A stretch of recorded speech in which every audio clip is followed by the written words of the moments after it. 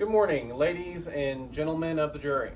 My name is Michael Engel, and I represent the state of Lone Star. Today's case is about a young man who stood in the face of danger to protect his peers. And what was his reward? Getting shot.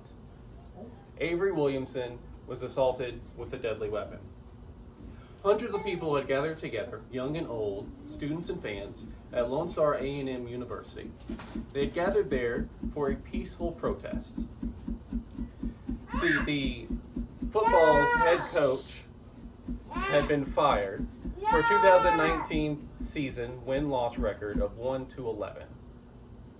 But that one win was a crown jewel accomplishment for many of the university's fans. That one win was against the University of Oklahoma. Avery Williamson was a high school student on November 30th, 2019, the day of this protest. And he was there at that protest to join in the public disagreement with the head coach's firing. He was there as a student who wanted to begin his college career at Lone Star A&M. And he was there making signs for the protests, and he was there relaxing with his friends, when suddenly someone pushes their way through the crowd, yelling at them and brandishing an assault rifle. This person was Jordan Lynon, the defendant. Avery sees the defendant and sees the assault rifle in his hands. And instead of waiting for the defendant to put it to use, he decided to take a stand. So Avery, with his baseball bat in hand for self-protection, confronts the defendant and tells him to leave. When the defendant wouldn't listen, Avery began to push him. Finally, the defendant gets the message and runs away. And Avery, understanding that there might still be a threat, follows him. The defendant runs across the street and Avery comes to a stop. Finally, the threat is gone, the danger is over. How does the defendant respond? He begins to yell, provoke, and taunt Avery from across the street and continues to wave around his assault rifle.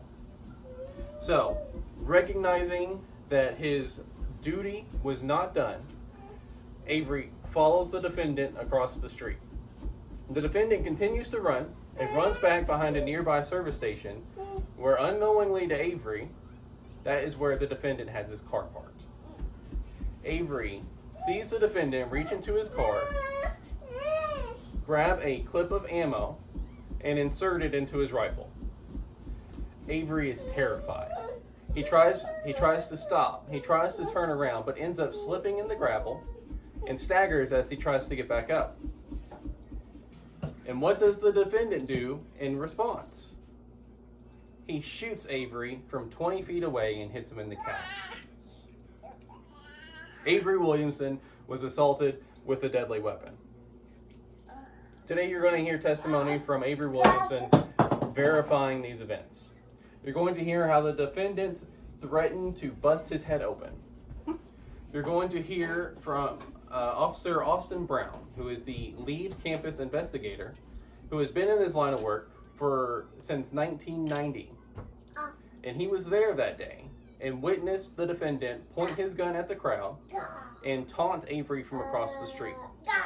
You're going to hear from the defendant himself about how he was a hopeful University of Oklahoma student, how the loss of Oklahoma to A&M was one of the lowest points in his life.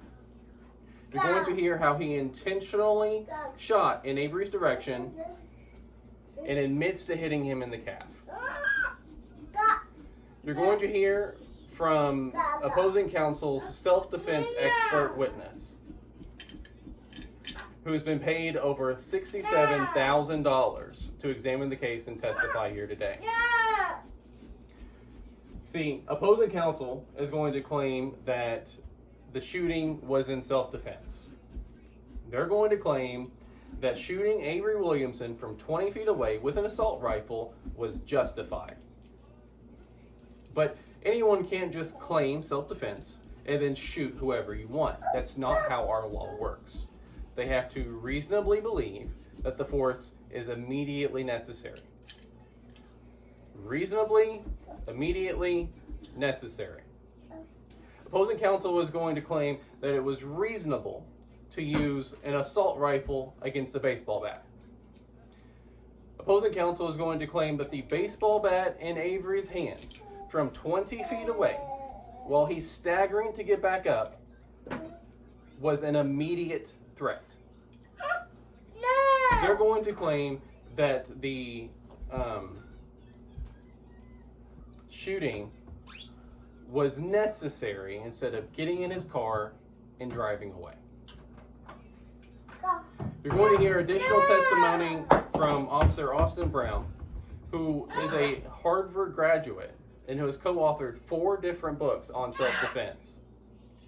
You're going to hear how he does not believe that the defendant has a viable self-defense claim, how it was not reasonable for the defendant to shoot Avery. You're going to hear how Officer Brown witnessed Avery carrying his baseball bat, not at the bottom in a threatening manner, but instead halfway up the bat, while the defendant continued to carry their rifle in the ready position. You're going to see a picture of Avery following the defendant, verifying these facts. You're going to see a sworn statement from a student that was there at the protest, who witnessed the defendant point his gun at the crowd and threaten to put them out of their misery. Today, the evidence is going to show that the defendant, being the hardcore Oklahoma fan that he is, was there that day looking for an excuse to vent his rage. To vent his rage for his favorite team's loss. And what better place to do that than the university that his team lost to? And what better person than an A&M fan himself? Avery Williamson was his excuse. The shooting was not reasonable. The threat was not immediate, and the injury was not necessary. Avery Williamson was assaulted with a deadly weapon. The state today asks you to find the defendant guilty for aggravated assault. Thank you.